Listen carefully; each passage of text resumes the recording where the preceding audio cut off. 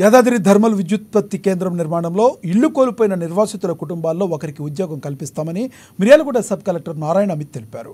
మొత్తం 169 మంది తన ఇళ్లు కోల్పోగా వారిని ప్రభుత్వం పునరావాస కేంద్రాలకు తరలించిందన్నారు.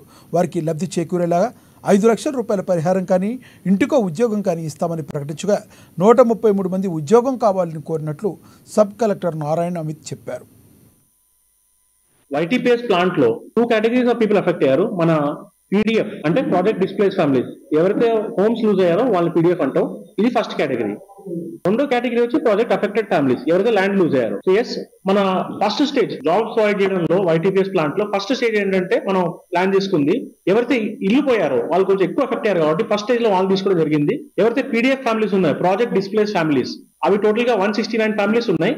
దాంట్లో అప్పుడు వాళ్ళకి ఆప్షన్ ఇవ్వడం జరిగింది. ఐదర్ మీరు 5 lakhs శానిటీ తీసుకోండి, లేకపోతే మీరు జాబ్ తీసుకోండి. ఆ 169 ఫ్యామిలీస్ లో 133 ఫ్యామిలీస్ ఏవైతే ఉన్నాయో అవి జాబ్ కోసం ఆప్ట్ చేయడం జరిగింది. సో మన first stage of providing jobs లో ఆ 133 ఫ్యామిలీస్ ని వెరిఫై చేసి వాళ్ళు కన్సెంట్ తీసుకుని, ఆ ఫ్యామిలీ మెంబర్ లో ఎవరికి వాళ్ళు జాబ్ ఇవ్వమంటున్నారో ఆ కన్సెంట్ తీసుకుంటాం. సో మదర్ ఏంటంటే ఎవరైతే PDF ఫ్యామిలీస్